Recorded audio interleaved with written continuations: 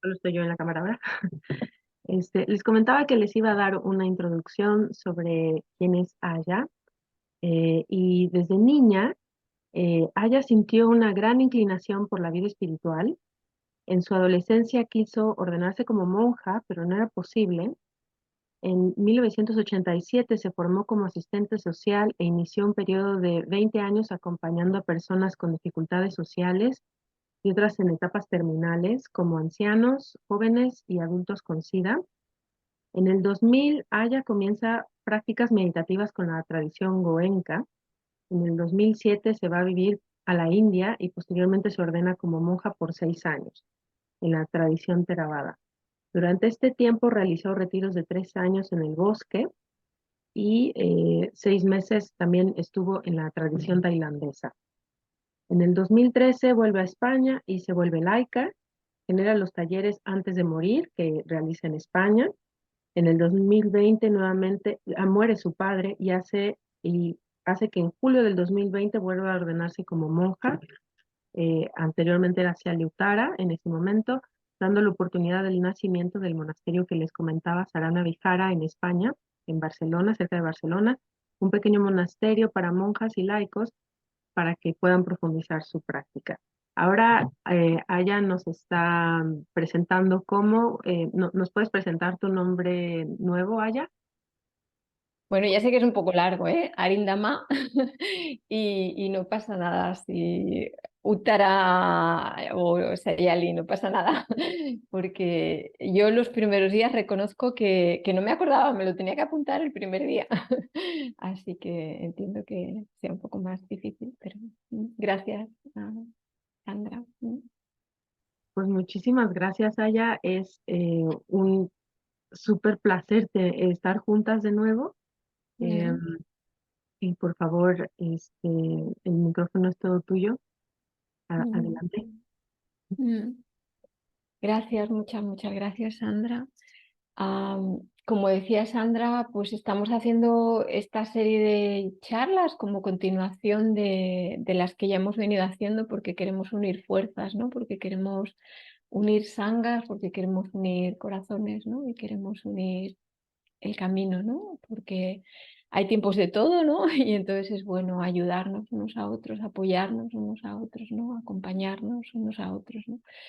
Y, y bueno, fruto de nuestra amistad, de nuestro cariño, de nuestro tiempo compartido en el Dhamma, ¿no? Pues dijimos, ¿por qué dejarlo solo con nosotras? Vamos a unir el resto de gente, ¿no? Y es por eso que empezamos con estas charlas de unión, ¿no?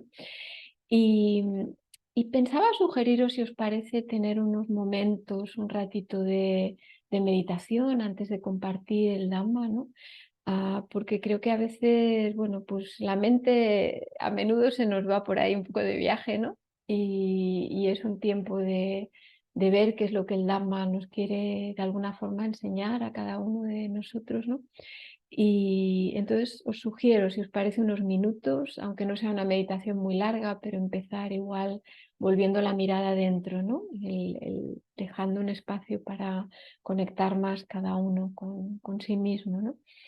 Entonces, os sugiero, si os apetece, igual entornar los ojos, cerrarlos para volver con más claridad al interior, o si prefieres dejarlos abiertos, también está bien.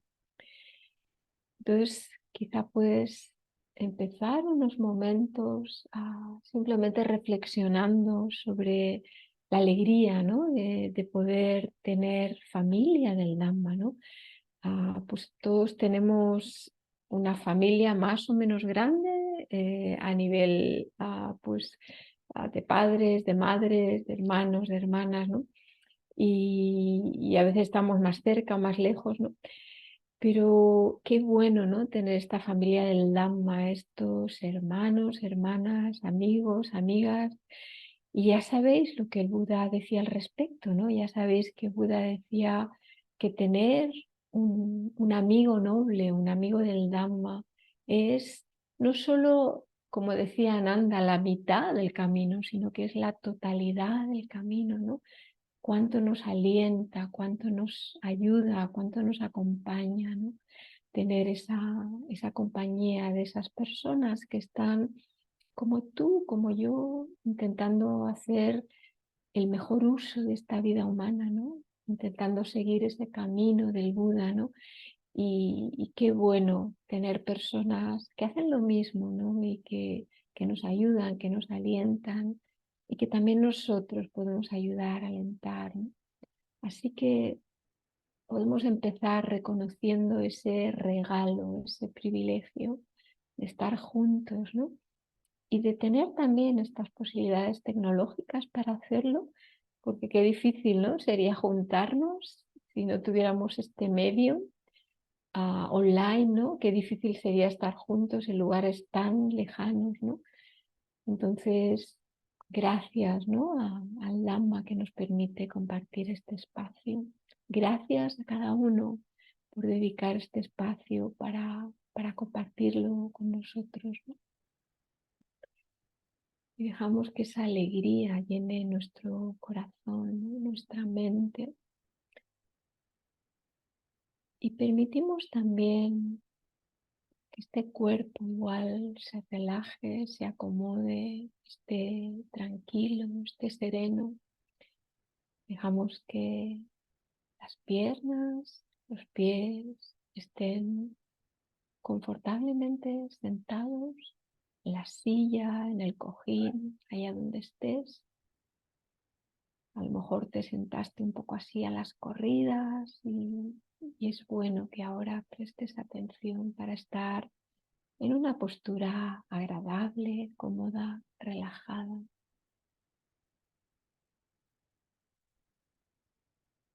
Quizás sientes el peso de tu cuerpo, el contacto de tu cuerpo con la silla, con el cojín.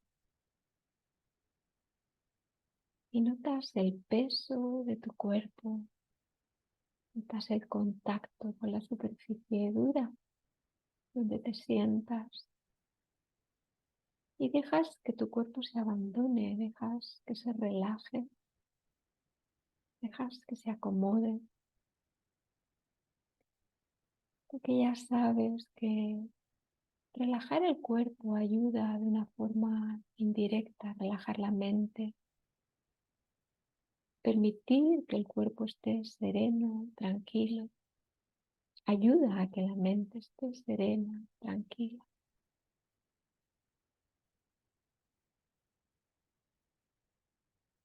Dejas también la espalda, la columna, que repose cómodamente. La columna erguida, pero al mismo tiempo abandonando toda tensión, relajada,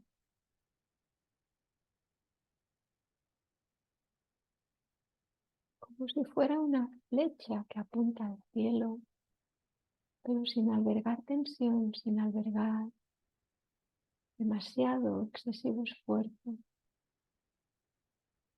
tranquila, serena, calmada.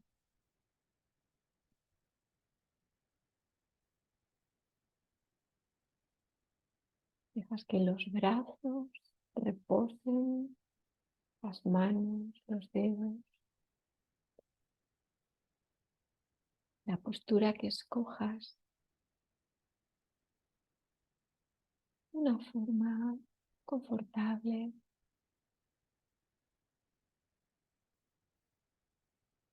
como si quisieras permitir que tu cuerpo se abandone confiado, como si estuvieras en el regazo de tu madre, como si estuvieras en un lugar que sientes tranquilo, no hay nada que temer, no hay nada que hacer tampoco,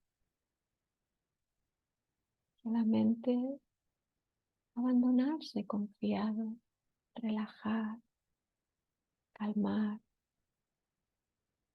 dar lugar al silencio, dar lugar a ese silencio que permite que el Dhamma se pueda comprender con más profundidad.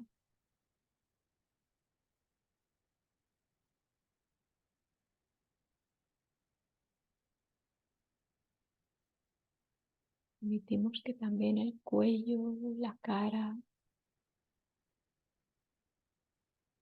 se relaje, se serene, se calme. Hay veces que la cara igual se pone un poco así como tensa, fruncida, pero ahora podemos dejar que se abandone, que se calme. No hay nada que hacer, no hay nada que decidir, no hay nada que temer, no hay nada que pensar.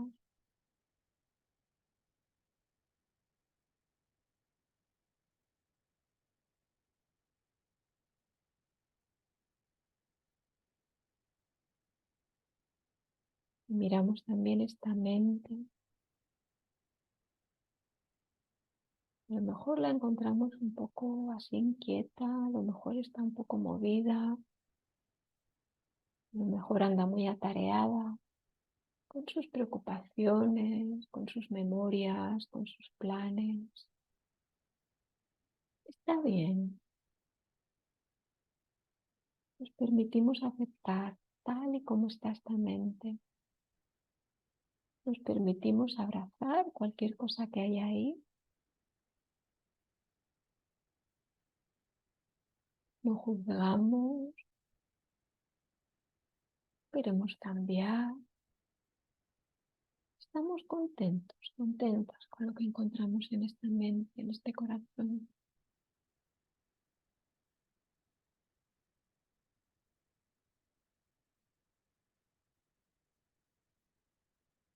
Dejamos que nos llene esa alegría de estas caras, algunas conocidas, queridas, respetadas, apreciadas. Qué suerte, qué privilegio esta familia querida del Dhamma. Qué suerte estar inspirados para escuchar del Dhamma. Qué suerte que hubo un maestro tan grande como el Buda, perfecto en sabiduría, perfecto en conducta, con una compasión increíble que aún hoy, tantos siglos después de que estuvo vivo, esa compasión que él tuvo permite que nos llegue el Dhamma, permite que nos llegue su enseñanza. ¡Qué maravilla la enseñanza de un Buda! ¿Cuánto tiempo a veces pasa en la historia sin que haya un ser iluminado? Y aquí estamos,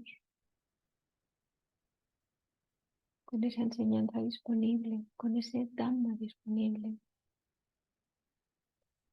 Así que abrimos el corazón de par en par, abrimos la mente de par en par, como si abriéramos los brazos para escuchar aquello que más necesitamos escuchar, aquello que más bien nos puede hacer, aquella enseñanza del Buda que nos permite crecer en el Dhamma en estos momentos. Ojalá que aquellas palabras que digas sean aquellas que más te pueden ayudar. Ojalá que el Dhamma se exprese del mejor modo para ti.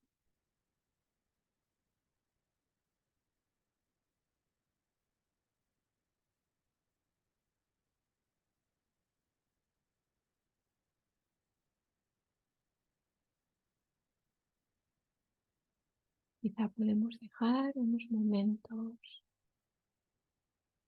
que tome relevancia la respiración. Le prestamos atención a ese oleaje de la respiración entrando y saliendo del cuerpo. agradecemos ese aire que entra en nuestro cuerpo y nos mantiene vivos. Qué frágiles que somos. Un momento que se para la respiración y todo se acaba. Pero ahí estamos con esa respiración constante, con esa entrada de energía, con esa entrada de oxígeno, con esa vida que sigue entrando a nuestro cuerpo. Y sentimos gratitud también por ese aliento vital. Sentimos gratitud por estar vivos, por estar vivas.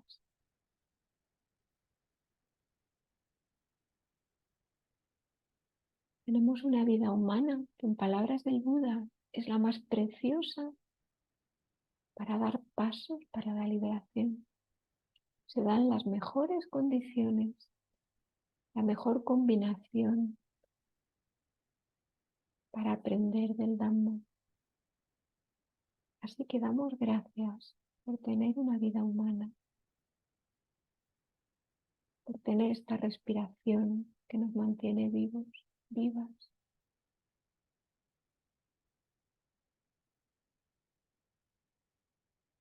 Y escuchamos unos momentos esa respiración. Damos unos momentos de silencio para ser capaces de tomar conciencia de cuándo está entrando, cuándo inspiramos, cuándo expiramos. Dejamos ir como si fuera una música distante los pensamientos, las emociones, los planes. Ya les atenderemos más tarde.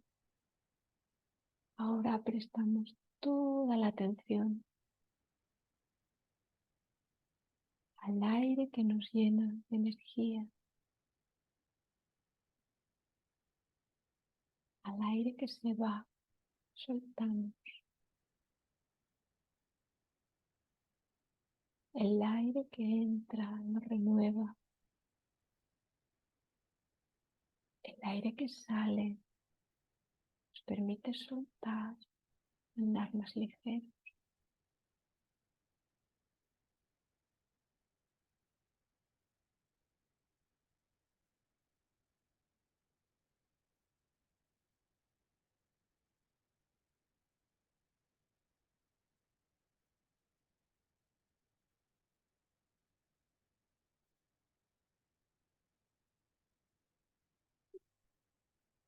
Si quieres, puedes continuar así, con los ojos cerrados.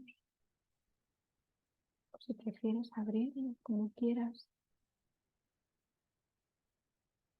Permitimos que el Dhamma nos sorprenda con nuevo frescor, con nueva enseñanza. Le damos la bienvenida a Kema, esa bhikkhuni Arahant del tiempo del Buda.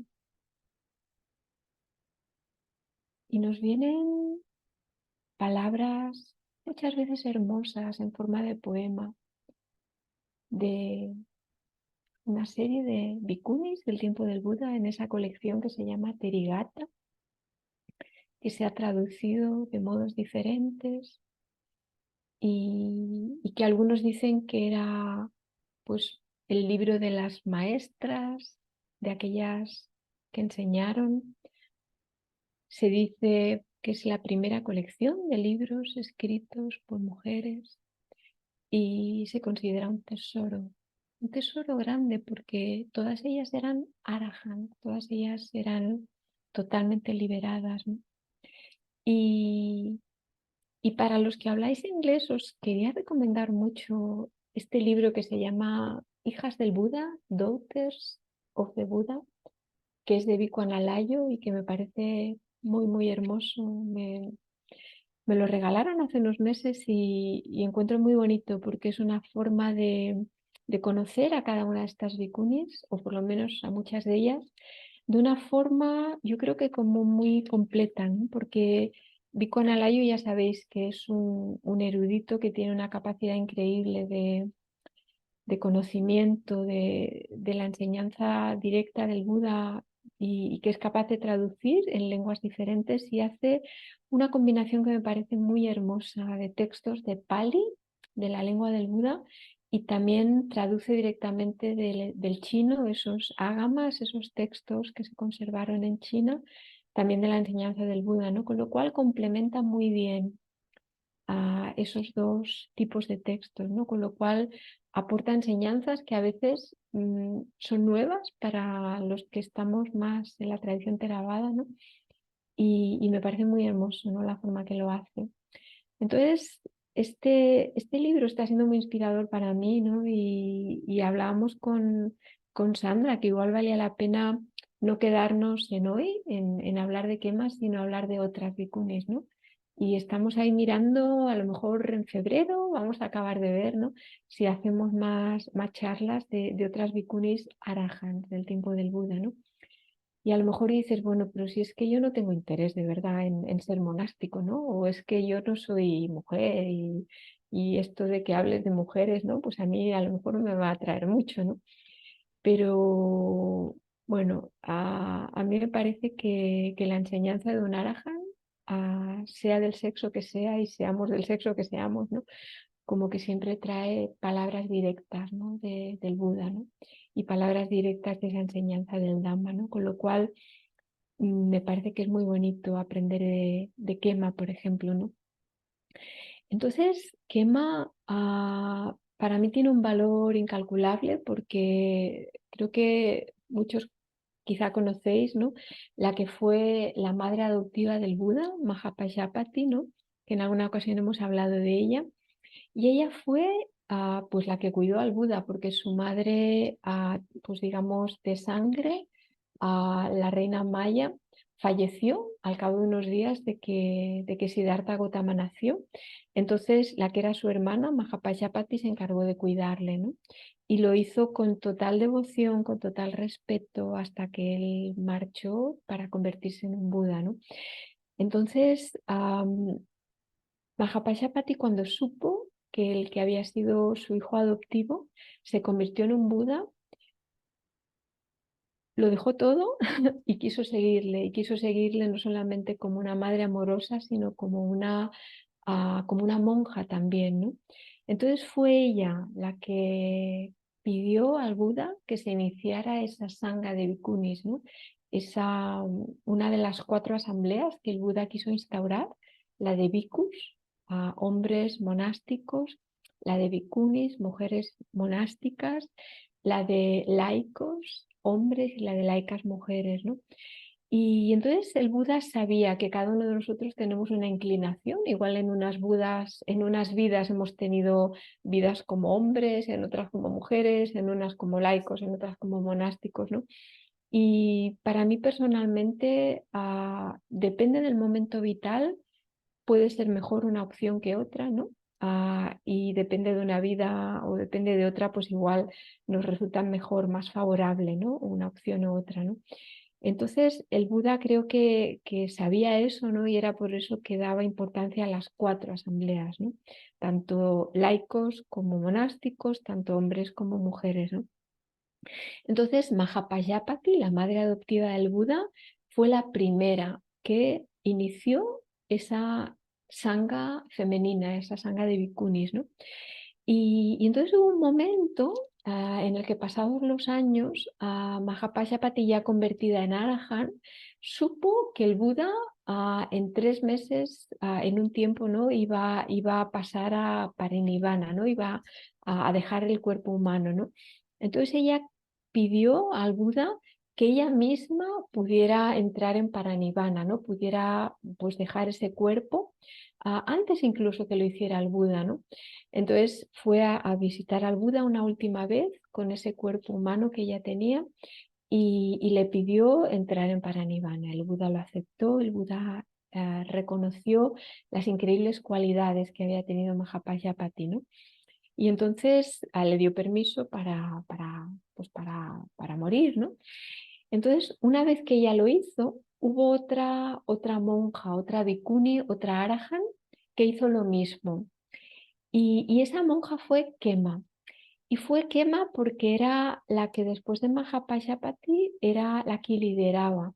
Se decía de Kema que era la más reconocida entre aquellas monjas que tenían inteligencia enorme, sabiduría enorme, y era una líder natural de las bhikkhunis, ¿no?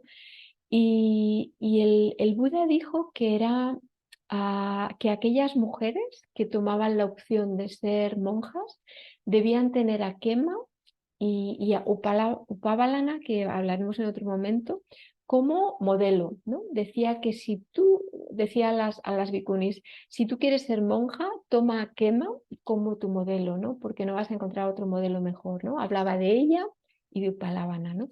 Entonces, algunos igual recordaréis a dos de los principales discípulos del Buda, que eran Sariputta y Moggallana, ¿no? Eran los principales discípulos del Buda. Pues Kema era, por decir algo, la contraparte masculina de Sariputta, ¿no? Era una de las principales discípulas del Buda, ¿no? Era su mano derecha, ¿no? Entonces, Kema se decía que era aquella que tenía una enorme sabiduría, ¿no? Se decía que era aquella que tenía una gran elocuencia, ¿no? Al hablar. Entonces, como os decía, era como el modelo para todas las monjas, ¿no? Entonces, hay una ocasión que os quería compartir, hay muchas cosas para compartir de Kema, pero pensaba que podía ser bueno, como tenemos un tiempo limitado, compartir dos cosas. Una tiene que ver con una situación en la que ella estuvo enseñando a un rey, al rey Pasenadi, y otra era una ocasión en la que Kema se enfrentaba a esa figura que se llama Mara, ¿no? Que luego os voy a explicar un poquito más, ¿no? Entonces quería dedicar un tiempo al principio a hablar de esa experiencia en la que Kema enseñó a otros, ¿no? Y en este caso al king, al rey Pasenadi, ¿no? Entonces hubo un momento en el que este rey Pasenadi pues quería tener un encuentro con algún maestro que fuera sabio, ¿no? Que fuera muy relevante en aquel tiempo, ¿no? Entonces envió a uno de las personas que le cuidaban, que le acompañaban, ¿no? Envió a buscar quién era el maestro más sabio de aquel tiempo, de aquella zona, ¿no? Entonces, esa persona que el rey Pasenade envió estuvo haciendo pues, una investigación de cuál podía ser el mejor maestro para que el rey pues, tuviera una conversación con él, ¿no? Y entonces estuvo buscando por sitios diferentes, ¿no? Entonces, después de hacer pues, una investigación, escogió una persona. Y la persona que escogió era una mujer y esa mujer era Kema, ¿no? Ya era una Arahan por aquel momento, ya era una Bhikkhuni por aquel momento. Entonces, Kema era famosa en aquel momento era renombrada por su sabiduría, por su capacidad, por su inteligencia, por toda por todo el montón de aprendizajes que había adquirido. Se decía que tenía una habilidad especial al comunicar, una habilidad especial como oradora, como maestra, comunicando la enseñanza, ¿no? Porque ya sabemos que incluso en el tiempo del Buda, antes y después, había incluso personas que sabían muchísimo del Dhamma, que eran comparables a un Buda en sabiduría, pero que no tenían la capacidad de enseñar, ¿no? Entonces, todos sabemos que hay personas que igual saben mucho, pero que a la hora de enseñar igual no pueden transmitirlo, ¿no? Pero no era el caso de Kema. Kema se decía que tenía una habilidad excepcional en comunicar el Dhamma, una elocuencia incomparable, ¿no?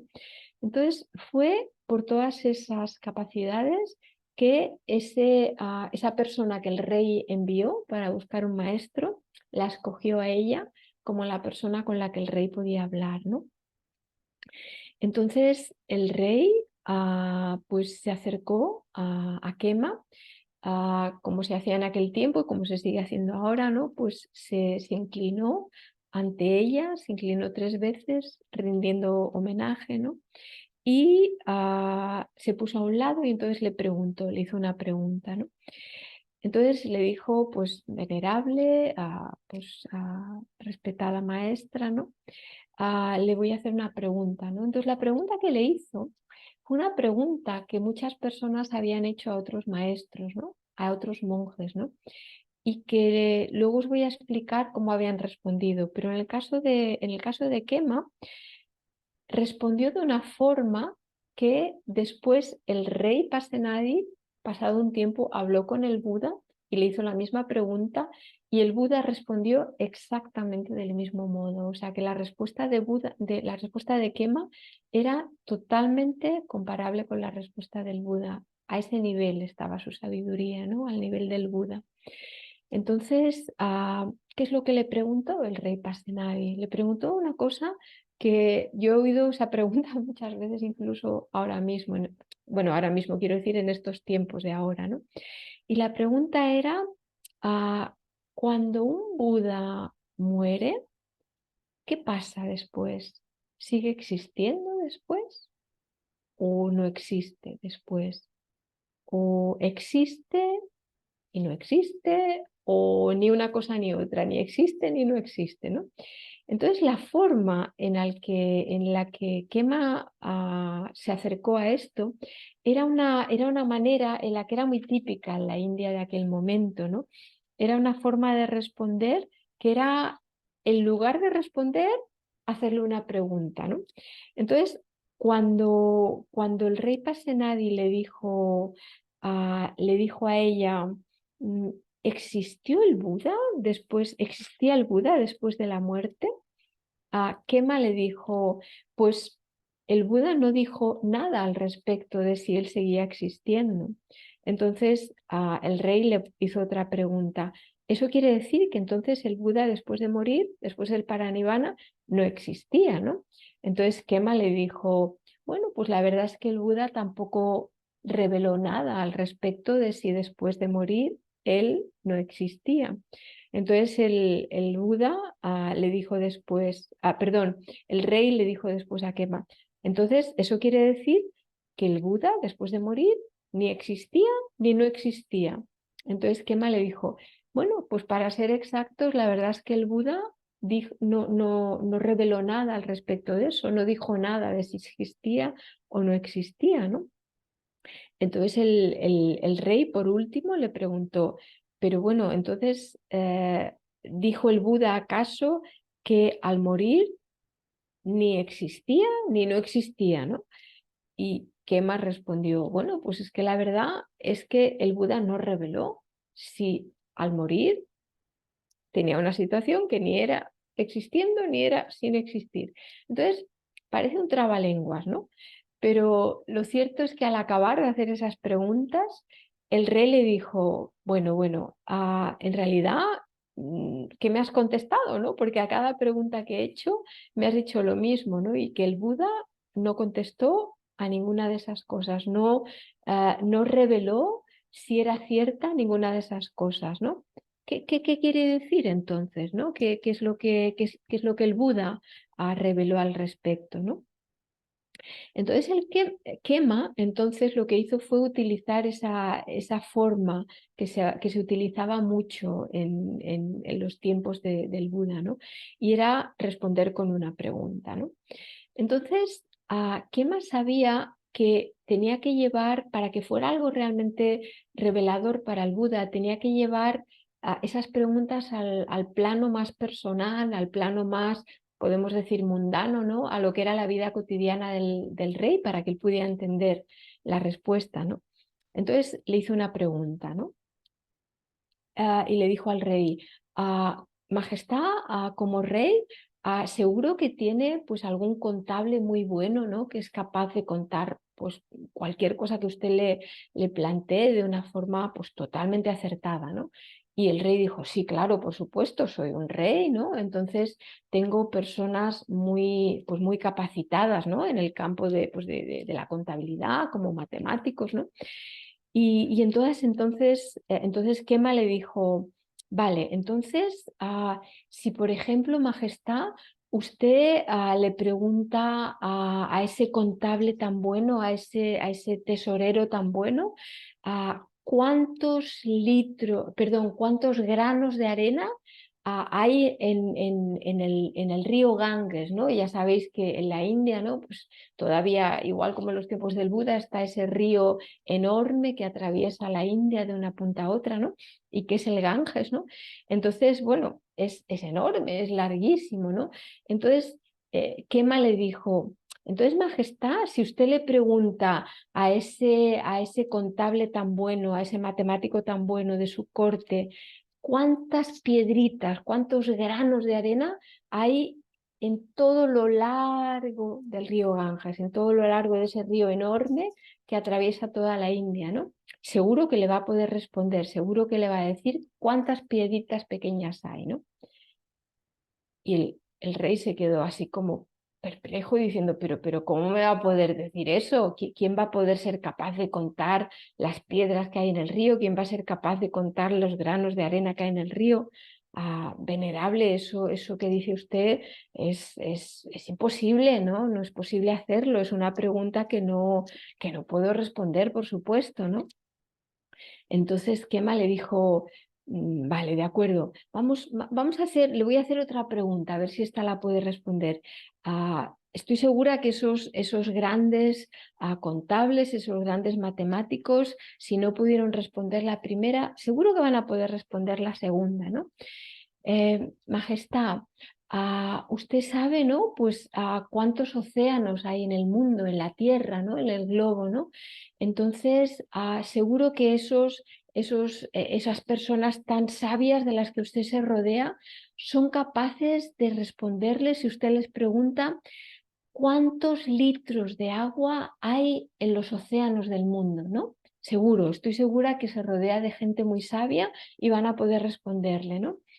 Entonces el rey se quedó así con una cara como de decir, pero, ¿qué preguntas me hace, no? Pero ¿cómo voy a poder, cómo van a poder mis contables o mis consejeros responderme eso? Es que no es posible, pero si es que el mundo está lleno de océanos, de mares, de ríos, quién va a poder ser capaz de contar los litros que hay? Es que eso es imposible, ¿no?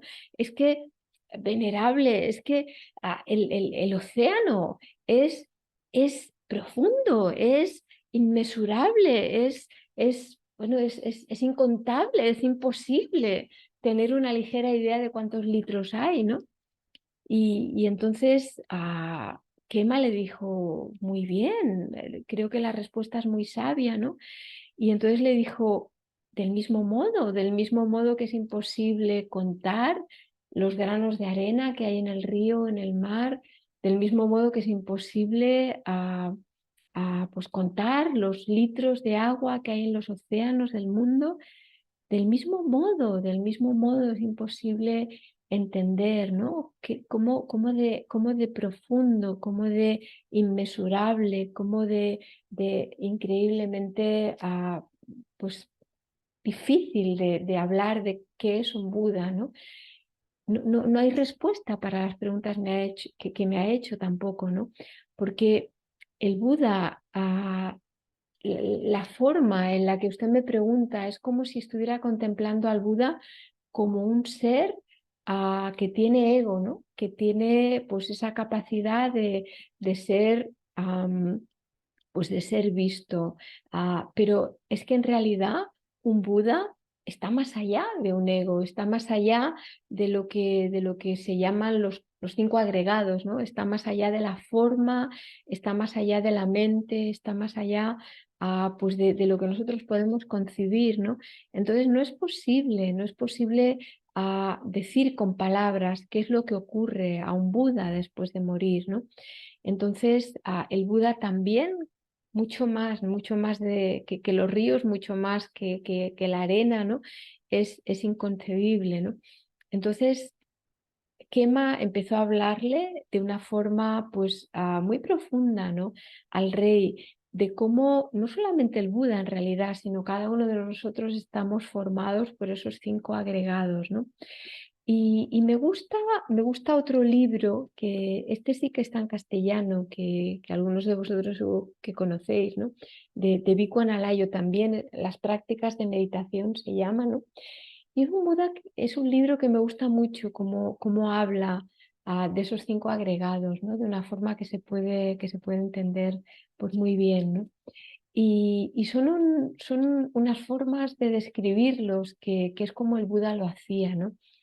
Y él decía, por ejemplo, que esa forma del cuerpo que nos parece tan pues estable, tan clara, tan sólida, ¿no? Pues en realidad es como una colección de espuma, ¿no?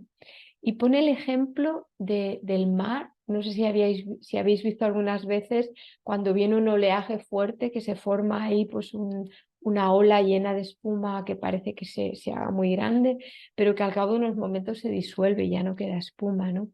Entonces el Buda decía que el cuerpo es como esa espuma cuando pasa una ola, ¿no? Y esta semana estuve en un entierro de una persona muy querida, de una tía mía, ¿no? Y pensaba en ese ejemplo, ¿no? Porque en el entierro no solamente reflexionaba sobre eso con mi tía fallecida, sino que había muchas personas que hacía muchos años que no veía, ¿no? Algunos tíos, algunos familiares, ¿no? Y algunos hacía pues hasta 10 años o algunos hasta 15 años, ¿no? Porque eran personas igual pues muy lejanas, ¿no? Pero me daba cuenta de el cuerpo, ¿no? Cómo se transforma, ¿no? Cómo es tan efímero, ¿no? Personas que habían tenido un cuerpo pues igual muy firme, muy grande, muy bello, ¿no?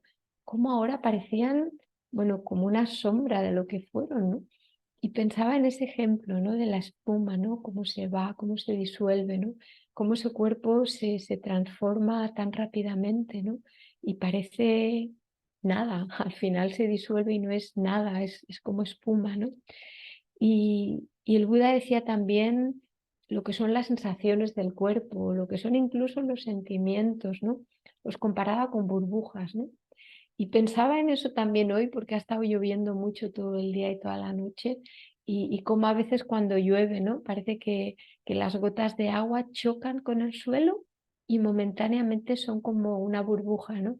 Y enseguida se deshace, ¿no? Esa burbuja, ¿no? Y acaso no es así los pensamientos que tenemos o las emociones o las sensaciones que cuando estamos atentos al cuerpo vemos, ¿no?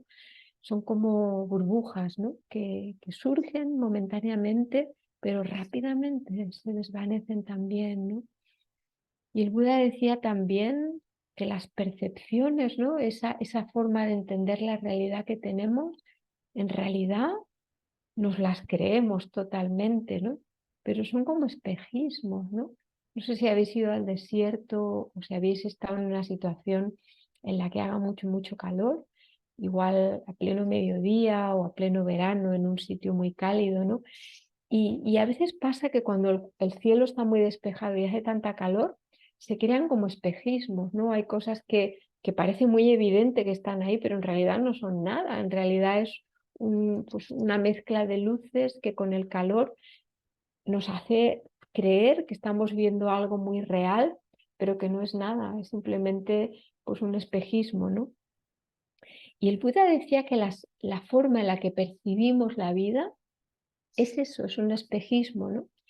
Y me venía a la mente hoy una situación de hace unos años de unos amigos que son vecinos aquí y me acuerdo una vez que me invitaron a comer y había una de esas, no sé, medio en broma, medio en serio, una de esas disputas de parejas, ¿no? Que él se quejaba pues de que la mujer pues no reconocía todas las cosas que hacía, ¿no? Porque decía que, bueno, pues que siempre él llevaba todo el peso de todo, que siempre él se tenía que encargar de todo, que si el coche se estropeaba él tenía que hacerse cargo, que era el que tenía pues más horas de trabajo a la semana, que era pues el que si el jardín había que hacer algo él se encargaba, que si era el que algo fallaba en la casa pues lo tenía que arreglar, ¿no? Y bueno, para él era obvio cuando lo escuchabas, ¿no? Que tenía razón, o sea, él, pues esa era la forma en la que veía la situación, ¿no? Y estaba convencido, es que no había atisbo de duda, era así. o sea, ni un 5%, ni un 1% de duda, ¿no? Pero luego era la parte de la mujer, ¿no? Y decía, pero ¿cómo eres capaz? ¿Cómo eres capaz de decir que lo haces todo? ¿Pero quién friega los platos cada día? ¿Pero quién limpia la casa cada día? ¿Pero por qué llevas ropa limpia si me encargo yo siempre de lavarla? ¿Pero qué pasaría si yo no estuviera en la casa, ¿no? Entonces, hacía toda la lista de cosas que ella hacía, ¿no? Y verdaderamente todo lo que decía era verdad, o sea, y verdaderamente para ella todo lo que hacía en la casa, ¿no? Pues es como que si no estuviera se derrumbaba la casa, o sea, qué iba a comer, quién iba a comprar, quién iba a hacer, ¿no? Entonces, lo curioso era que los dos estaban totalmente convencidos, ¿no? De lo que estaban diciendo, es que no escuchaban al otro y decían, pero ¿cómo tienes valor de decir que tú lo haces todo? Si es que soy yo realmente la que... Y lo escuchabas y cada uno tenía razón, ¿no? Entonces, ¿cómo puede ser que a veces tengamos una percepción que no nos permita dar espacio a la percepción del otro, ¿no? Entonces, me pasaba el otro día con una situación, no con una persona que me decía algo y pensaba, pero ¿cómo puede ser que mi mente sea tan loca que se cree que esa percepción mía es verdad? No, nunca jamás se me había ocurrido verlo desde ese punto de vista del otro, ¿no? Entonces, eso es la percepción, esa es la manera que entendemos la vida muchas veces, ¿no? Un espejismo. Nos parece que estamos totalmente, o sea, que ponemos la mano en el fuego, que si nos dijeran si estás seguro de lo que ves, de lo que crees que es así, pon la mano en el fuego. La pondríamos sin dudar porque es que no hay vuelta de hoja, es que no hay opción. Así es la realidad.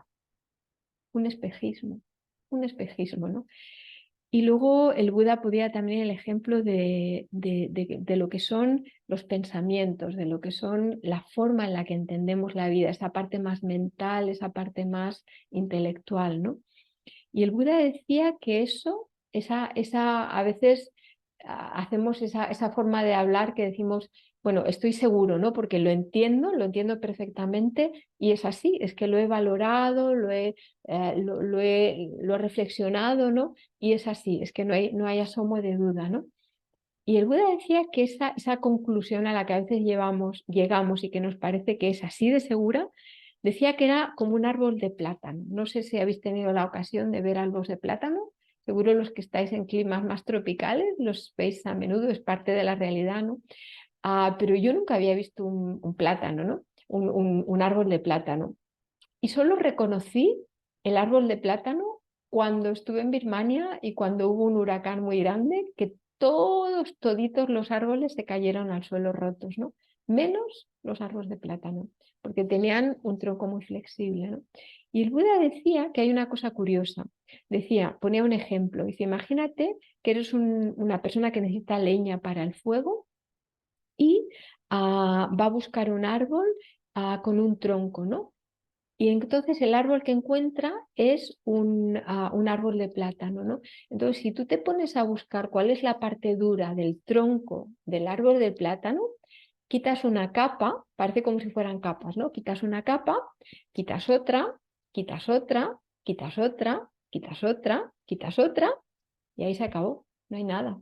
Todos son capas, capas, capas, capas, capas. No hay una esencia, no hay una parte dura, ¿no? Entonces, si nos ponemos a mirar los pensamientos, ¿no? Esa parte intelectual que tenemos, si los observamos con detalle, un pensamiento empieza, acaba, otro sigue, acaba, otro sigue, acaba, otro sigue, acaba. Tomamos decisiones a veces y nos parece que es algo en lo que podemos confiar verdaderamente porque hemos estado 3 días para tomar la decisión, pensando, reflexionando, valorando, pero si te pones a mirar con detalle, no hay una línea, no hay realmente como ese tronco del árbol que tiene una parte dura. Son todos pensamientos que surgen, que desaparecen, que surgen, desaparecen, ¿no? No hay nada ahí detrás de todo eso, no hay un ser realmente, una persona realmente, lo que hay es un sin cesar de pensamientos, ¿no? Entonces, eso es esa parte intelectual a la que damos tantísima importancia. El Buda decía que era como el tronco de un árbol de plátano. Empiezas a mirar, a mirar, a mirar con detalle y no hay nada a lo que te puedas agarrar, ¿no? Y por último decía la conciencia, ese quinto agregado, la conciencia, ¿no? y bueno, decimos somos conscientes de lo que ocurre, ¿no? Verdaderamente somos conscientes, pero Buda decía que eso era como un mago que hace aparecer una ilusión, que cree que es real, pero en realidad no lo es, ¿no? Es un poco parecido al espejismo, ¿no? Parece real porque un mago hace toda una serie de triquiñuelas para que lo parezca, pero en realidad no es real, ¿no? Y decimos, y nos parece que tenemos esa capacidad de ser conscientes, de darnos cuenta de lo que ocurre, lo que no, pero eso también es impermanente, sencillamente algo que ocurre, que surge y desaparece, ¿no? Con lo cual, esa enseñanza de Kema, ¿no? Llegaba a esa parte esencial del Buda, de esa enseñanza en la que nos hacía entender que eso que para nosotros es tan real, ese ego tan real, ese cuerpo tan real, esa percepción, esa parte intelectual, esa parte consciente, todo eso son como esos ejemplos, ¿no?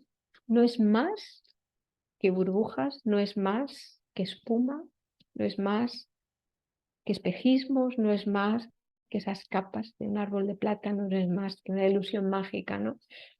Eso a lo que le damos tanta importancia, ¿no? Entonces, Kema fue capaz, ¿no?, de enseñarle al rey de esa forma, ¿no?, pues tan práctica para que él pudiera entender, ¿no? ¿Y qué pudo decir el rey después de escuchar a Kema? Pues simplemente 3 palabras, ¿no? Sadhu, sadhu, sadhu, ¿no? Y gracias, ¿no?, por la enseñanza, ¿no? Entonces, eso es lo que le dijo, ¿no? Entonces, os quería decir brevemente otra situación de Kema, ¿no?, en la que se encontró no con el rey, sino con Mara, con ese otro rey que se dice a veces el rey de la muerte, ¿no?, el rey de la maldad o el rey de la tentación, ¿no? Entonces, a veces a Mara se dice que es el tentador, a veces se dice que no es más que esa parte de impurezas que todos llevamos dentro. A veces se dice que es sencillamente una personificación de las dificultades que tenemos en la vida, ¿no? Pero me parece interesante, he estado estudiando un poco, ¿no?, cómo Mara se encaraba con cada una de esas bhikkhunis que llegaron a ser arahants, y hay un patrón muy común, ¿no? Hay un patrón que hacía con cada una de ellas, ¿no? Y pensaba que era bueno compartirlo porque creo que, por lo menos reflexionando en mi propia experiencia, es un patrón que también conmigo sigue, ¿no? Y pensaba que podría ser una oportunidad para ver cómo es esa parte de encuentros con Mara que tú tienes, o cómo es esa parte sombra, esa parte más débil, esa parte de más impurezas, esa parte oscura tuya, esa parte que igual no te gusta tanto que los demás descubran, que los demás vean, ¿no? Y entonces había algo interesante, ¿no? ¿Cuándo es que Mara aparecía a esas bhikkhunis, aparecía a esas arahants, aparecía a Kema en concreto, ¿no? Cuando ellas, por ejemplo, se levantaban por la mañana, iban con el cuenco para mendigar, iban a buscar la comida, comían, limpiaban y se ponían a meditar, en ese preciso momento, cuando ellas se sentaban a meditar, es cuando Mara aparecía. No las estorbaba para nada cuando iban a lavarse las manos, no las estorbaba para nada cuando iban a pedir la comida, no las estorbaban cuando estaban comiendo, o lo podía hacer de una forma, pero un poco así superficial. Pero era cuando se sentaban a meditar que ahí ponía toda la caballería Mara para hacerlas caer, ¿no? Y entonces en todos los textos que vi con Alayo en este libro, y en los textos el Buda presenta en esos versos, el Therigatha, ¿no?, pues siempre aparece la misma imagen. La monja se sienta a meditar y entonces Mara dice: me voy a acercar a esta monja y voy a intentar estorbarla en su meditación. Siempre utiliza esa palabra, estorbarla en la meditación. Entonces, no sé si te ha pasado alguna vez que te sientas a meditar, que hay un cielo pues tranquilo, que hay unos vecinos tranquilos, que hay una familia tranquila, que hay una mente más o menos tranquila, y a la que te sientas a meditar el vecino empieza a poner la taladradora, los vecinos de al lado ponen la tele por si no fuera poco con la taladradora, tus hijos no se les ocurre otra cosa que en ese momento invitar a los amigos, montar la fiesta, a yo qué sé, pues de pronto a quien no se le ha ocurrido poner la lavadora en ese momento es el mejor momento, a yo qué sé, llevas semanas esperando el que te va a venir a arreglar la tele y justo en ese momento suena el teléfono que tiene que venir a revisarla. Y si nada de eso pasa, en ese momento es cuando se te ocurre, no sé, ostras, no se me había ocurrido que tenía que ir a comprar, qué horror, se me había olvidado, tengo que ir ahora porque si no me van a cerrar. Si eso no pasa, de pronto te sale un, yo qué sé, un dolor de estómago que no habías tenido en todo el día y es que tienes que ir sin falta a prepararte una infusión de manzanilla, ¿no? O si eso no pasa en ese momento, te acuerdas que tienes que enviar un mail que sin falta en el trabajo. Todo pasa cuando te sientas a meditar, ¿no? En ese momento parece que todo se alinea para que todos los estorbos vengan, ¿no? Entonces, no sé si te has parado a pensar alguna vez cuando los entrenadores de fútbol o los entrenadores de baloncesto o lo que sea entrenan, ¿no? ¿A, a qué jugadores prestan más atención? ¿A los que son así malillos, que pues, pobres trabajo tienen para tocar la pelota? ¿O a los que son los mejores porteros, los mejores defensas, los mejores? Prestan atención a esos, ¿no? Porque los que son malos, pues ¿para qué, no? Si es que no van a hacer mucho, ¿no? Pero los que son buenos ahí se dedican, ¿no? A ponerle el mejor portero, al mejor defensa, al mejor ataque, ¿no? Entonces Mar hace lo mismo. Si tú estás ahí simplemente leyendo la mejor novela, si estás simplemente disfrutando del mejor helado, si estás pues simplemente olvidando todo lo que tiene que ver con el Dhamma, pues si es que no hace falta que te estorbes, si ya estás estorbado por ti mismo, si es que no hace falta que te ayude, ¿no? Entonces, ¿cuándo es cuando empieza Mara a estorbar? Cuando estás intentando hacer cosas, ¿no? Cuando estás intentando crecer, cuando estás intentando limpiar la mente, ¿no? Entonces, yo de eso hace tiempo que me di cuenta, ¿no? La primera vez dije, ajá, aquí está Mara, ¿no? Cuando voy a dar un paso en el Dhamma, ahí es cuando pone toda la caballería, ahí es cuando se pone todas las estrategias, ¿no? Y no es de extrañar que lo haga con las monjas, ¿no? Cuando sí, Mara al ataque, como dice Raquel. Y no nos tenemos que extrañar, porque yo al principio pensaba, pues fíjate, ¿no? Qué extraño, ¿no? Ahora que voy a dar un paso en el Dhamma, ahora que voy a tomar más compromiso, ahora que voy a hacer eso, ahora es cuando las cosas se ponen mal, ¿no? Pues ¿será que me estoy equivocando? ¿Será que lo estoy haciendo mal, ¿no? Pero entonces descubrí una cosa muy importante, que cuando el Buda se iba a iluminar, es cuando puso Mara todo el esfuerzo, es cuando puso todas las cosas, ¿no? Y es cuando Buda, que estaba a punto de ser un Buda, Mara le tentó con temas sexuales, Mara le tentó con temas de poder, Mara le tentó con miedo, Mara le tentó con el mismo tipo de cosas que nos tientan a nosotros, ¿no? Porque era un Buda, había pasado increíble tiempo perfeccionando sus cualidades, pero aún había algunas impurezas, ¿no? Y ya estaba a punto de disolverlas todas, pero Mara lo intentaba, ¿no? Entonces, Mara, la noche en la que el Buda se iluminó, llevó todas las posibles tentaciones, todas las posibles dificultades, y lo mismo hace Mara con nosotros, ¿no?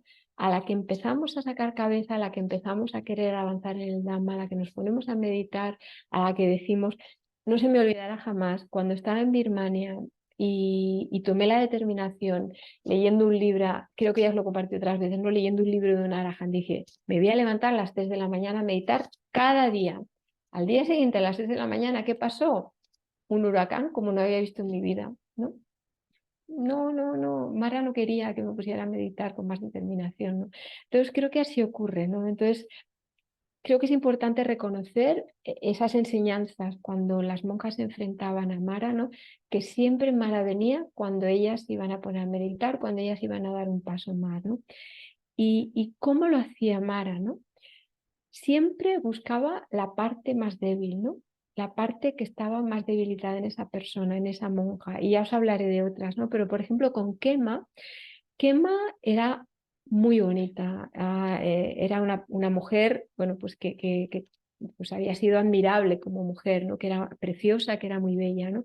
Y no solamente eso, sino que había estado muy apegada a la belleza, muy apegada al cuerpo, ¿no? Con enorme apego al cuerpo, ¿no? Entonces, ¿cómo es que empieza Mara cuando se acerca a Kema, que está sentada a meditar, ¿no? Le dice: oh, joven bonita, con ese aspecto tan precioso, con ese cuerpo tan bello, con esa incomparable belleza, ¿no? Entonces, Mara no le va a decir a Kema una debilidad que no tiene, ¿no? Va a buscar cuál había sido su debilidad, ¿no? Entonces, si para ella el tema que tenía más débil era el de la belleza, ahí es donde va, ¿no? Entonces, si, no sé, si yo qué sé, Encarna tiene debilidad con, yo qué sé, pues con las olivas de Aragón, por ejemplo, Mara va a venir ahí para tentarle con las olivas de Aragón, ¿no? Igual no va a hacer eso con Soledad, porque Soledad igual su punto débil, yo qué sé, son los helados de chocolate, ¿no? O yo qué sé, o igual, yo qué sé, cada uno tenemos nuestra debilidad, ¿no? Entonces, Mara no es tonta, ¿no? Mara lo que hace, o no es tonto, ¿no? Lo que hace es ir a la parte más débil que tenemos cada uno, ¿no? Entonces, igual a mí no me va a decir, yo qué sé, pues, ay, venga, va, porque a Mara, a Kema le decía, mira, se disfrazó Mara de un joven muy apuesto, muy bello también, vamos a tener una relación íntima, ¿no? Vamos a disfrutar del cuerpo, vamos a disfrutar de los sentidos, ¿no? A lo mejor Mara no va a venir a mí, ¿no? Porque va a decir, esta ya ha renunciado, pues igual eso lo tiene más superado, ¿no? Entonces igual le vamos a decir, vamos a halagarla, ¿no? Vamos a decirle, uy, pero qué maravilla de monasterio, pero qué charla más increíble, pero qué bonita como monja, pero qué pura, pero qué, ¿no?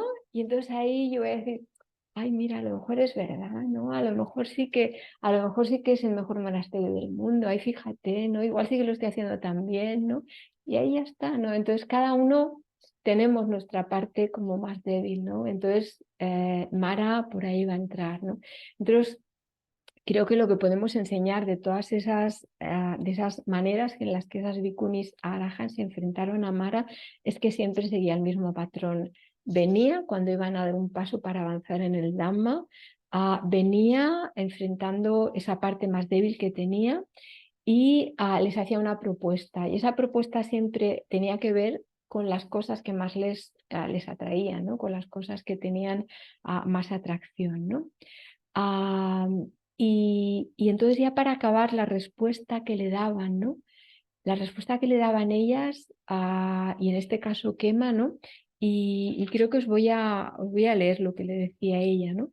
Ah, porque, bueno, no sé, yo cuando leí la respuesta, ¿sabes en las películas? Cuando hacen películas de estas de, yo qué sé, de Indiana Jones y estas cosas que la gente se pone de pie en el cine y se pone a aplaudir, ¿no? Pues yo cuando leía lo que Kema le decía a Mara, pues también me daban ganas de ponerme de pie a aplaudir también, ¿no? Porque le decía, con todas esas tentaciones que le decía, ¿no? Le decía, pues fíjate, Mara, ¿no? Que todo lo que tiene que ver con disfrute se ha destruido en toda medida para mí, ¿no? Y la masa de oscuridad ha totalmente desaparecido. Fíjate, malvado, ¿no? Que te he conquistado, ¿no? No tienes nada que hacer conmigo, ¿no? Entonces, Kema decía una cosa que era interesante y que me gustaba acabar con esto también, ¿no? Decía que todo lo que son los sentidos, todo lo que nos entra por la vista, todo lo que nos entra por el oído, por la vista pueden ser cosas bellas, personas agradables, atractivas, por la vista puede ser música que nos resulta muy atractiva, muy agradable, ¿no? Por pues el sentido ahora no me sale en inglés, bueno, por el comer, ¿no? El gusto, ¿no? El sentido del gusto, ¿no? Pues comida que nos guste, que es muy agradable, por el tacto, ¿no? Pues igual todo el tema pues lo agradable de una relación sexual, por ejemplo, de una caricia, ¿no? Y por el intelecto, ¿no? Pensamientos también. Por cada una de esas cosas nos pueden venir cosas que parecen muy agradables, pero ¿sabéis cómo lo definía Kema? ¿Qué palabra le daba? le decía a Mara que todos esos disfrutes sensoriales, todas esas cosas que nos entran por la vista, por el oído, eran como espadas de doble filo. Eran como espadas de doble filo, porque sí que por una parte podían dar una apariencia aparente de disfrute, pero por la otra parte nos llevaba totalmente a esa caída que aparentemente es agradable, pero a la que pasa un momento aprendemos todo lo de sufrimiento que viene, ¿no? Por ese deseo, ¿no? Entonces, Encarna ayer me hablaba de un ejemplo que leyó en el Buda, de los grandes discípulos del Buda, y que me parece muy interesante, ¿no? Y era una persona que en su vida había tenido muchísimo deseo, en este caso sexual, ¿no? Y decía bueno, que había renacido en un plano de mucho sufrimiento, ¿no? Y que una de las cosas que ocurría es que como Mara le tentaba, aparecían imágenes de mujeres muy, muy bellas, ¿no? Y cada vez que se acercaba, era como un bosque, ¿no? Y cada vez que se acercaba es como que las hojas se convertían como en espadas que le herían, que le causaban heridas en el cuerpo, ¿no? Entonces a veces los deseos son así, ¿no? Aparentemente nos dan placer, pero a medio plazo, a largo plazo nos producen mucho sufrimiento muchas veces, ¿no? ¿Cuántas veces no hemos caído o cuántas veces, por ejemplo, fruto del deseo pues de beber, ¿no? El sufrimiento de luego el alcohol, ¿no? O fruto de relaciones sexuales, a veces ha habido abusos sexuales muy fuertes, ¿no? O muchas cosas, ¿no? Que vienen por el abuso y por el deseo, ¿no? Entonces, simplemente pues quería preguntarte, ¿no? ¿Cómo juega Mara, ¿no? Contigo? ¿Cómo son esas formas en las que Mara te tienta, ¿no? ¿Cuáles son las partes que más te cuestan? ¿Cuáles son las partes más débiles, ¿no? ¿Cuál es la forma en la que Mara te consigue hacer caer, ¿no? ¿Qué halagos a lo mejor te dice, ¿no? Igual te dice, oh, qué inteligente, o qué guapa, o qué buena eres en el trabajo, ¿no? O que, no sé, quién sabe qué forma te tienta, ¿no? Y qué estrategias utiliza contigo, ¿no? Cuál es la parte que más consigue para ganarte, ¿no? Y, y yo creo que todo eso es temporal, ¿no? Yo creo que todo eso podemos llegar a la conclusión de que no nos va a llevar a un gozo permanente, ¿no? Y podemos decir como quema, ¿no? Malvado que me quieres hacer caer otra vez, ¿no? Y sin embargo no voy a permitirlo de nuevo, ¿no? Entonces, me gustaría pues recordar las palabras del Buda cuando se iluminó, ¿no? Que decía, te he visto, constructor de la casa, ya no vas a hacer más casas para mí, ¿no? Todas las vigas se han destruido, todos los componentes de esa construcción se han acabado, ya no va a haber más vidas, ya no va a haber más samsara, ya no va a haber más sufrimiento, ¿no? Entonces, ojalá, ¿no? Ojalá que todas tus vigas se rompan en añicos, ojalá que todas esas formas en las que Mara te tienta con el tiempo y con en un tiempo muy cercano las veas con mucha claridad, veas venir a Mara, ¿no? Y le digas, no, no, esta vez ya no funciona, esta vez te he visto claramente, ¿no? Ojalá que surja esa sabiduría que surgió en Kema también en ti, ¿no? Ojalá que surja esa capacidad de entender cómo Mara actúa, ¿no? Y ojalá que surja ese respeto por el Buda profundo, ese respeto por la enseñanza del Buda, ¿no? Ese respeto por el Dhamma y ese saber que no hay nada mejor que podamos tener, ¿no? Así que ojalá que te liberes totalmente de todo sufrimiento.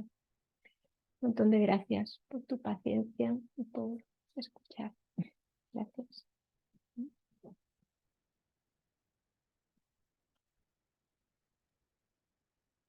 Querida Aya, muchísimas gracias nuevamente por esta bonita charla que nos ayudó a reflexionar un montón.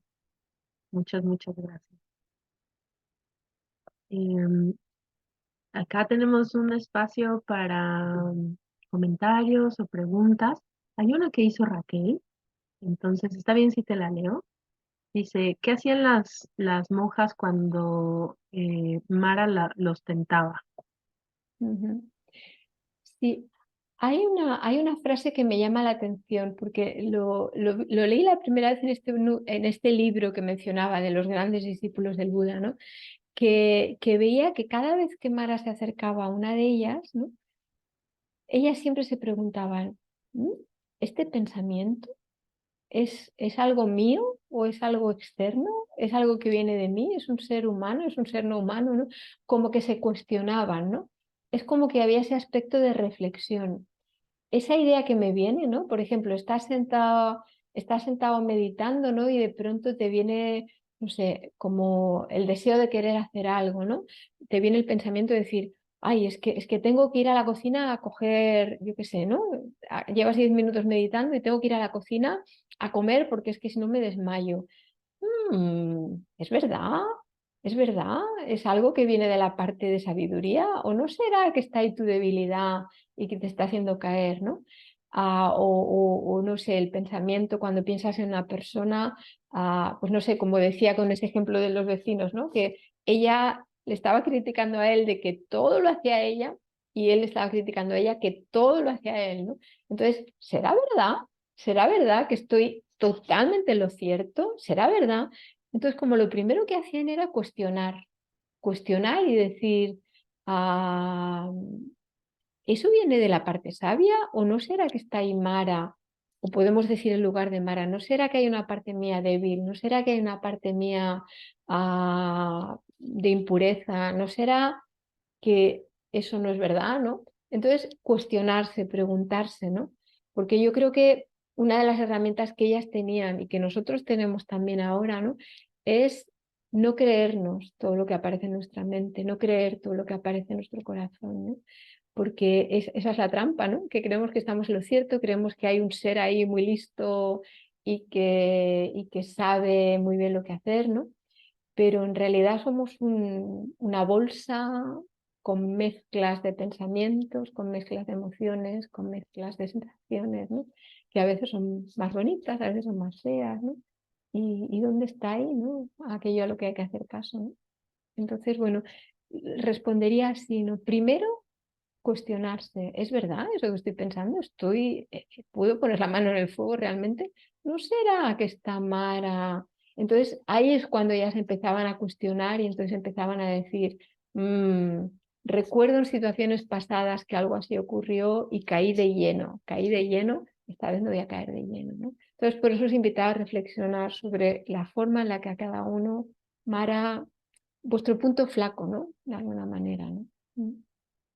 No sé si responde a la pregunta. Hay un par más de preguntas, está bien que las comparta. Y también Claro, quien quiera alzar su manita electrónica y hacer una pregunta verbal, adelante. También te preguntan ¿qué libro recomiendas para la meditación de Anapanasati? Me imagino que se refiere. sí. Am, Comentaba este de prácticas de meditación de Vikonalayo y pienso que está muy bien para trabajar. Luego hay el otro libro que ahora no me acuerdo, que seguro que Manomaya se va a acordar, el otro libro de Analayo que él lo tiene muy... no me acuerdo. Pero hay otro libro de Vikonalayo que habla muy bien también de Anapana, ¿no? También hay libros que están traducidos al castellano de Sheila Catering, que es muy interesante también la forma en la que habla de Anapana, ¿no? Y que me parece que está muy bien, ¿no? Entonces, no sé, por decir algunos, comento estos. Mm, Gracias, Aya. Y adelante, Soledad. mm. Bueno, muchas gracias antes que nada, allá, porque la verdad muy inspiradora y trae muchas reflexiones, ¿no? Yo me acuerdo que una de las preguntas que muchas veces tenía es que cuando empecé a transitar por el Dhamma, claro, es como que, como tenemos cinco sentidos y la mente, Mm, es como que soy como un imán mm, de sensaciones y de deseos, ¿no? mm, Y bueno, como que llegaba a preguntarme si estaba mal. Entonces me acuerdo que una vez cuando leyendo un sutta, escuchando un sutta, el de la noble búsqueda, mm, ahí el Buda como que decía bueno, que lo importante es reconocer como que esto nos va a pasar, ¿no? Un poco, ¿no? Esto que te conozco, Mara, te conozco, ¿no? Pero que en realidad uno tiene que saber que está encima, y él lo expresa así, encima de una pila de trampas. O sea, que nosotros podemos disfrutar de lo que sea, pero sabiendo que cuando se termine, empieza el dukkha. O sea, es una cadena sin fin, ¿no? Entonces, digo, tampoco, porque claro, yo llego a un momento como que me decía, bueno, ¿cómo hacer? Porque como que todo me iba a provocar un deseo de repente, en una buena comida, una salida, una ropa linda, una buena música. Bueno, estar tranquila de que, bueno, en el sentido de que, bueno, ahí está Mara. Sabelo que si te avanzás, bueno, se va a terminar. Bueno, eso me sirvió mucho, bueno, y ahora nuevamente en tus reflexiones sobre Quema, nuevamente aparece Mara, y sí, que siempre está ahí, porque es verdad. ¿Por qué se me ocurre siempre cuando me voy a sentar a meditar? Ah, y es un impulso casi irrefrenable quererme levantar e irme. Es increíble, es como algo que realmente nos lleva, ¿no? Así que, como siempre, muchísimas gracias y bueno, mucho para pensar, mucho para reflexionar. Gracias. Gracias. Cuando te oigo hablar, cojo el bolígrafo, que siempre compartes algún sutta que es muy inspirador. Cuidado que me lo voy a creer. Está Mara de vuelta ahí. ¡Ah! Sí, lo que hay una cosa que también quería comentar, ¿no? Que lo cierto es que a medida que avanzas también puedes encontrar la belleza en cosas más sencillas también, ¿no? Y no quiere decir que vayas a comer y vayas a decir, pero por favor, mano, qué comida caribeña preparaste, pero esto es... No, o sea, lo disfrutas, ¿no? Lo valoras, lo aprecias, lo disfrutas mucho, ¿no? Pero sabiendo que se va a acabar en breve, o sea, que no te quedes ahí muy enganchado, ¿no? Porque ya sabes que mañana vas a comer igual patatas hervidas que no te gustan tanto, ¿no? Entonces, como que es disfrutarlo mucho más plenamente, ¿no? Mucho más totalmente, ¿no? Acá en Uruguay, capaz que se dice en otro lado, acá decimos morir con los ojos abiertos. Ajá, sí, muy bien. Muy bien, sí. Hay otra pregunta hacia allá. Eh, es, comentan que no les es tan fácil observarse y sobre todo en este momento de autosaboteo y qué se Mm. podría hacer para poder autoconocerse más. Me ha gustado mucho y estaba pensando, si no lo comentabas, que yo iba a decir, esa palabra que ponéis, autosabotaje, es muy, muy, muy, muy, muy, muy importante, ¿no? Porque posiblemente el peor enemigo que tenemos eres nosotros, no hace falta que nos vengan cosas de fuera, ¿no? Entonces, no sé, personalmente ha sido una cosa que me he tenido que trabajar mucho y que bueno que sigo con ello, ¿no? Porque realmente a veces es muy difícil, ¿no? Entonces, creo que estaba leyendo ayer algo de Ayakema que me encanta, ¿no? Y hablaba, decía que hemos de ser sinceros con nosotros mismos, pero decía algo así como, por ponerlo así como en un extremo, agresivamente sinceros, ¿no? Pero no quiere decir que tengamos que ser agresivos, sino lo decía como llevar la sinceridad al límite, ¿no? O sea, decía que tenemos que ser como un detective privado de la mayor de las categorías para ser capaces de investigar totalmente, ¿no?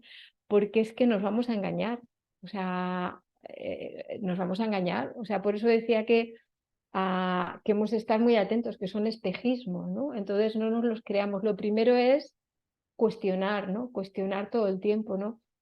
¿Será verdad que estoy totalmente en la razón? ¿Será verdad que no estoy equivocado, ¿no?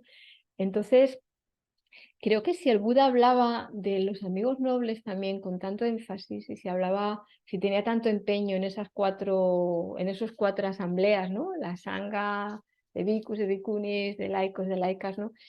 No hablaba de individuos, hablaba de que el camino lo teníamos que hacer cada uno a nivel individual, pero hablaba de sangha, hablaba de grupo, hablaba de amigos íntimos, ¿no? Porque hay veces que, bueno, yo lo he descubierto muchas veces, ¿no? Y es que hay partes sombra que cuestan mucho de ver, ¿no?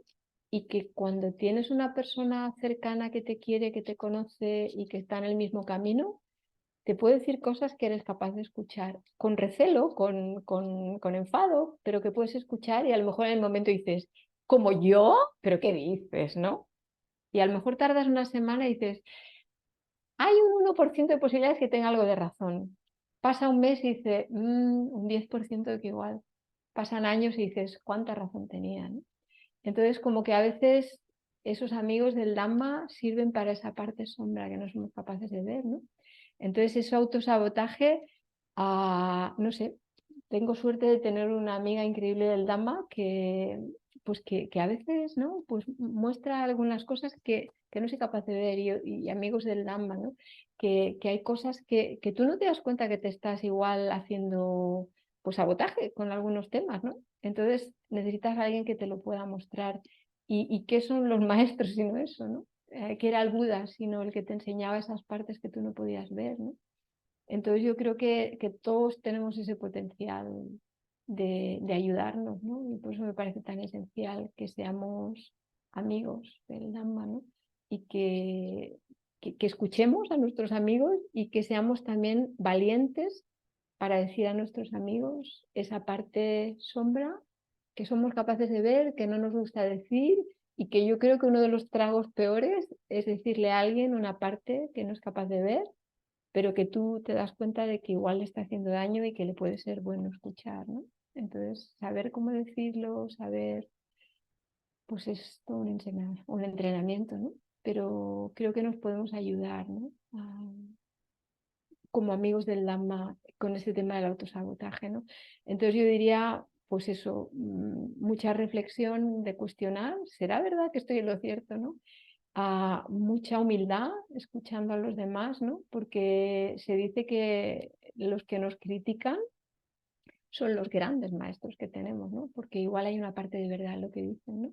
Entonces, bueno, intentar quitar el trigo de la paja y ver cuál es la parte de verdad que nos dicen, ¿no? Porque, bueno, es un favor que nos hacen, ¿no? A lo mejor, ¿no? Entonces, bueno, pues también esa parte, ¿no? De agresiva sinceridad, pero por supuesto sin agresividad. No quiero decir en el sentido de realmente poner todo nuestro empeño, ser sinceros con nosotros mismos, ¿no? No haya.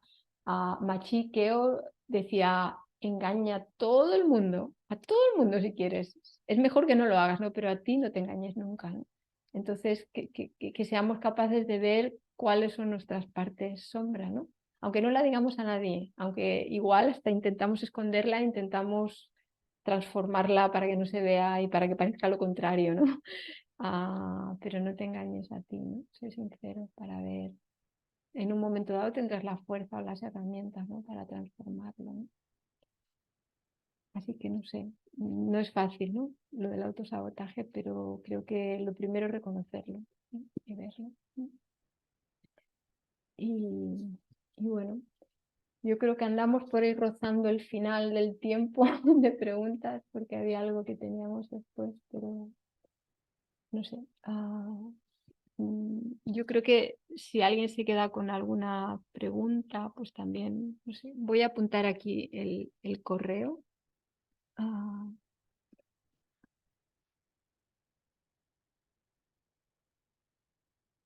Porque yo creo que el contacto de Sandra ya lo tenéis, pero por si alguien se quedó con alguna pregunta, pues podéis escribir si queréis, y con mucho gusto estaré.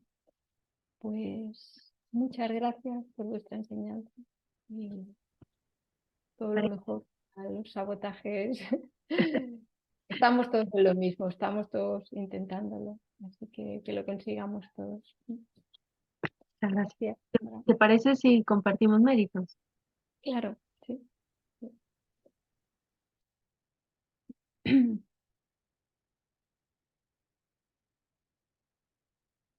Akasata Chaumata Devanaga Mahidika Punyam Tam Manumoditva Chiram Rakantu Sasanam Akasata Chaumata Devanaga Mahidika Punyam Tam Manumoditva Chiram Rakantu Desanam Akasata Charumatam Devanaga Mahidika Punyam Tamanumuditva Chiram Rakantu Mam Param. Y os quiero proponer que cada vez que seáis capaces de ver a Mara, que compartáis méritos de este descubrimiento con todos los amigos del Lama y que así sea una motivación más para tener esa sinceridad, compartir méritos con otros también, que los demás se beneficien de nuestras victorias. Que tengáis muchas victorias.